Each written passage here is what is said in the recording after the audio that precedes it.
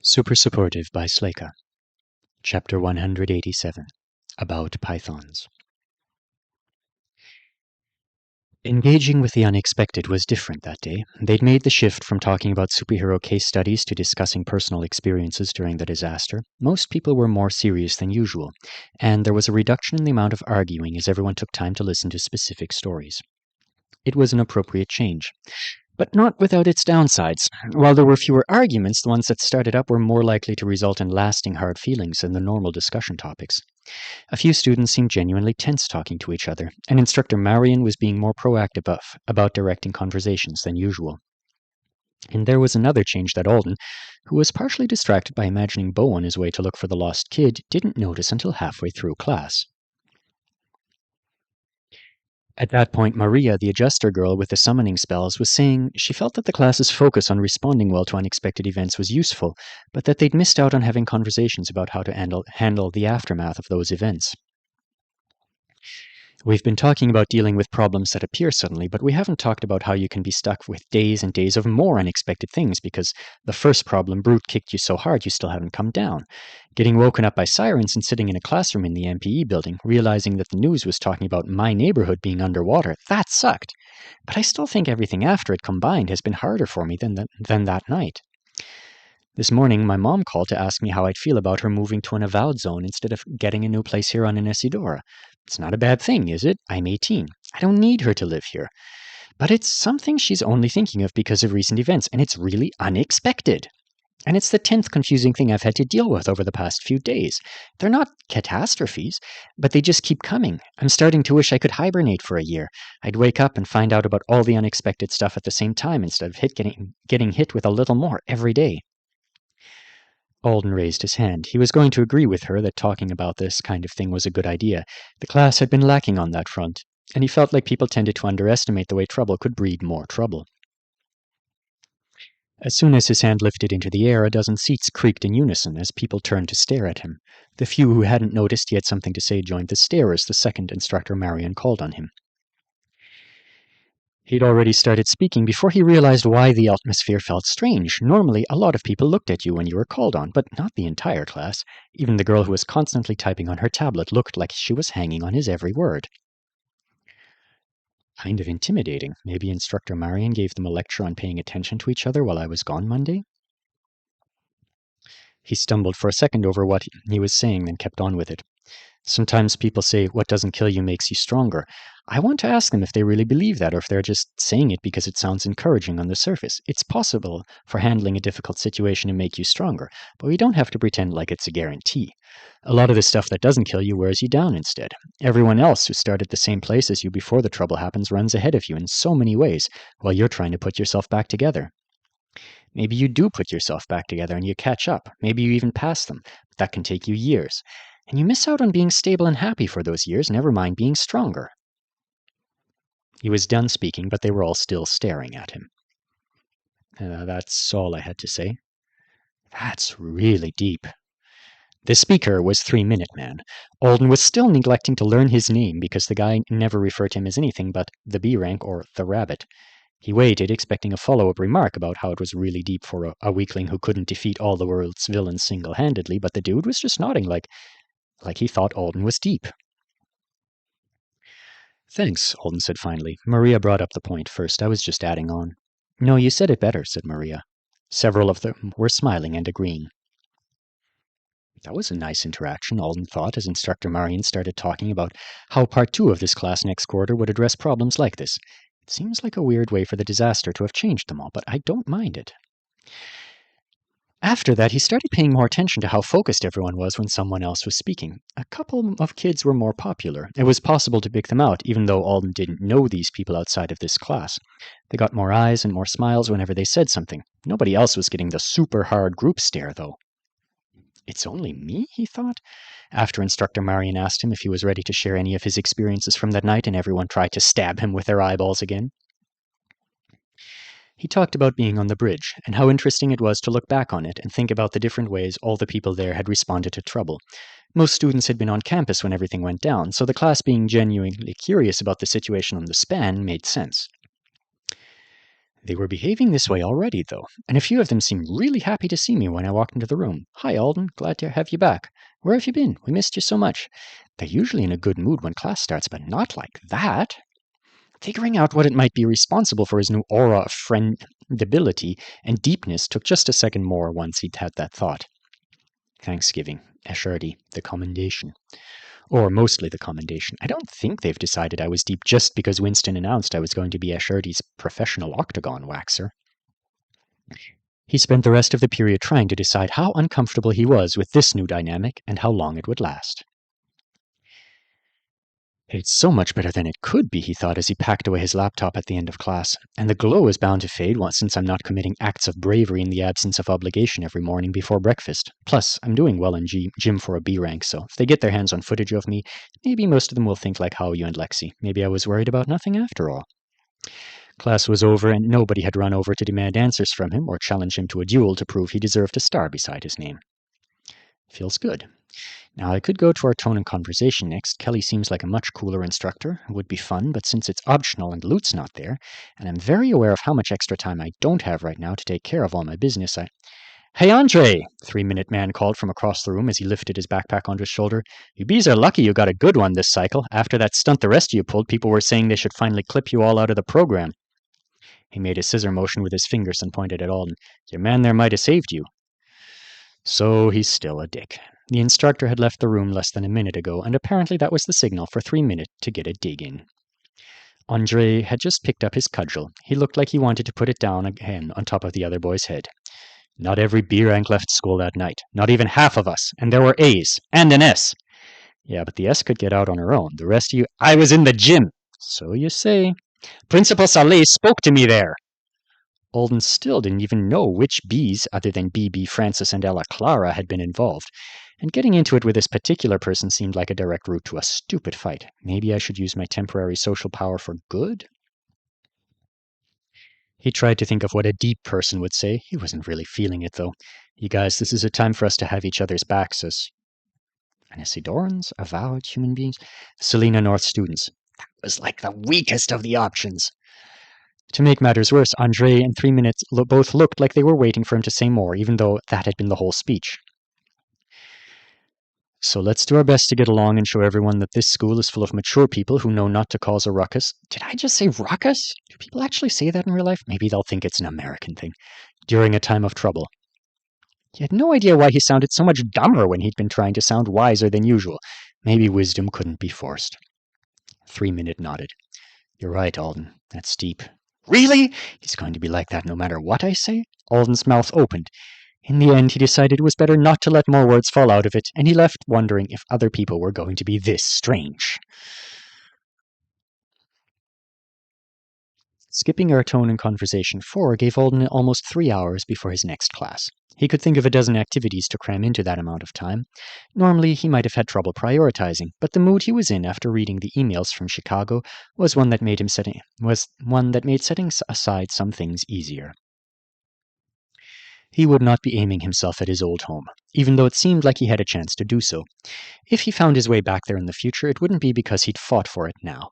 This was the obvious thing to give up, considering where he was and what he had on his plate, but at the same time, it was such a huge thing to give up that he felt like he'd shed about a third of himself and dropped it behind in the dust.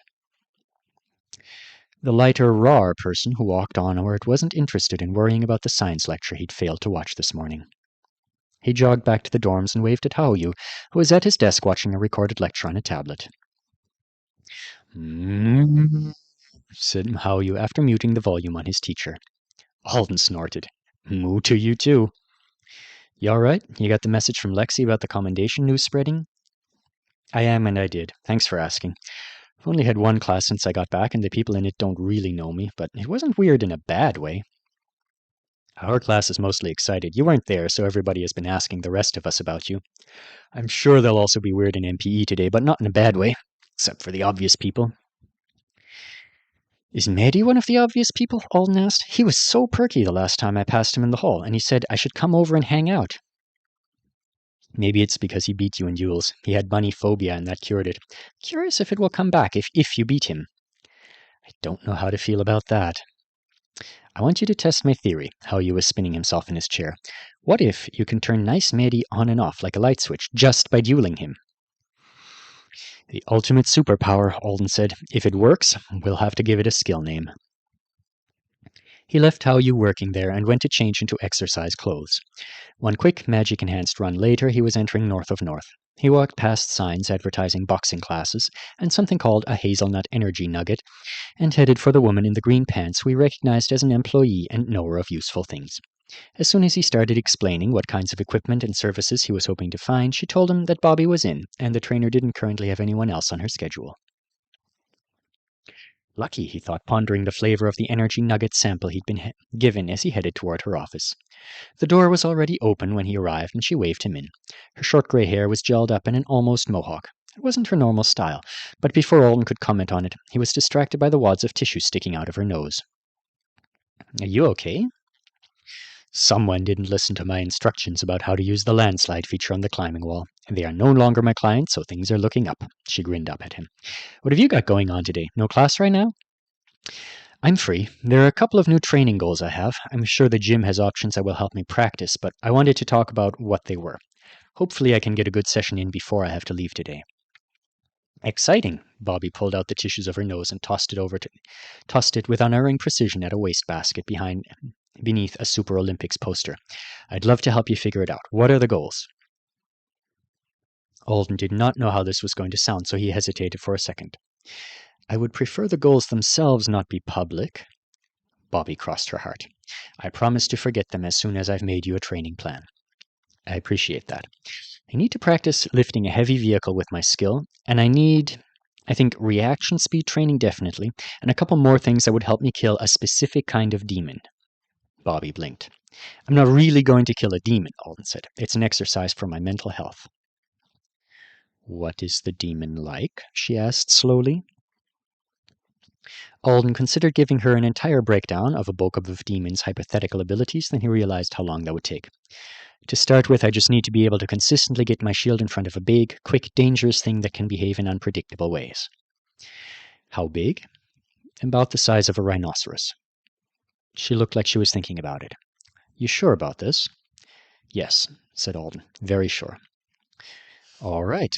For lifting cars, I'll need to make sure you have some safety in place, but reaction speed is something you can work on right now. She raised a hand to start typing on her interface. Let me see which training rooms are available, and we'll get you into one.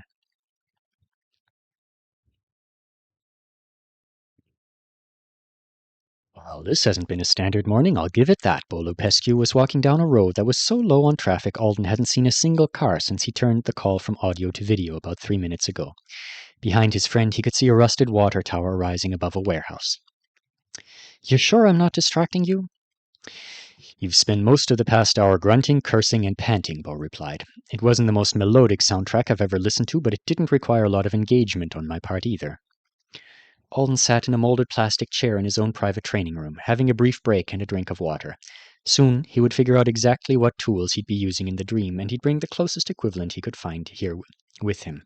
For now, he was still getting the hang of the room Bobby had introduced him to, and using a towel he'd brought along as his shield was working fine.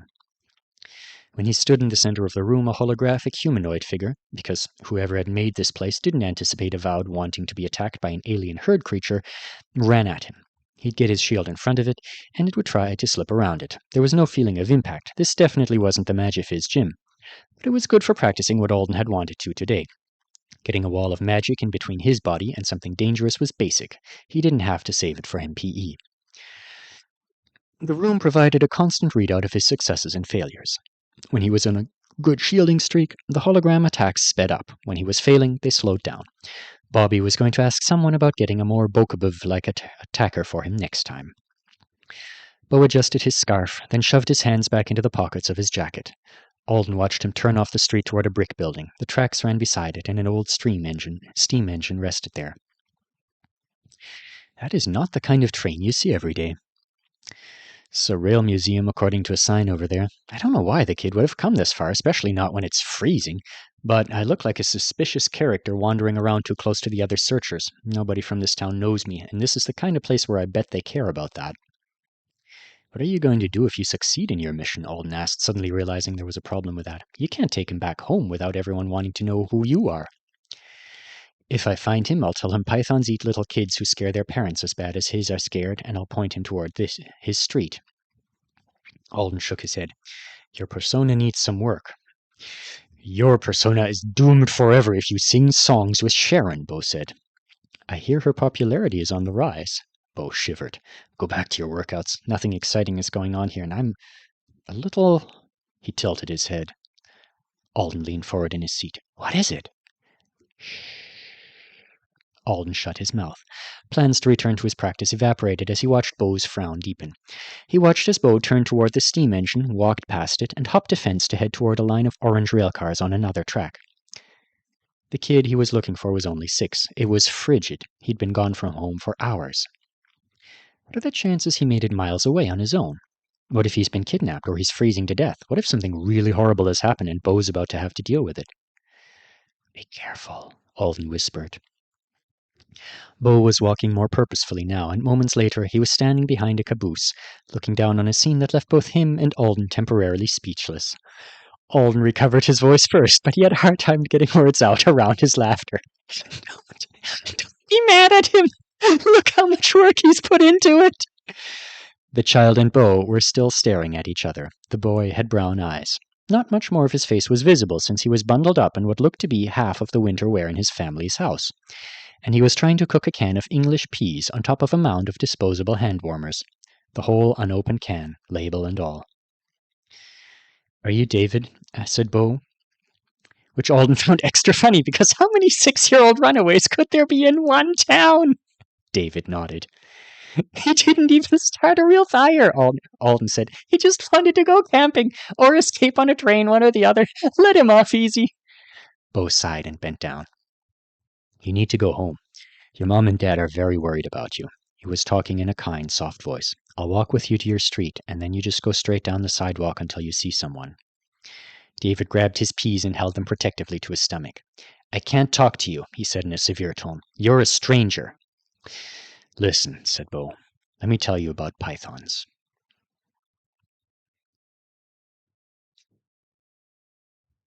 Alden whipped around, shield up to meet a faceless attacker. Bo was watching him silently from the back seat of a rideshare.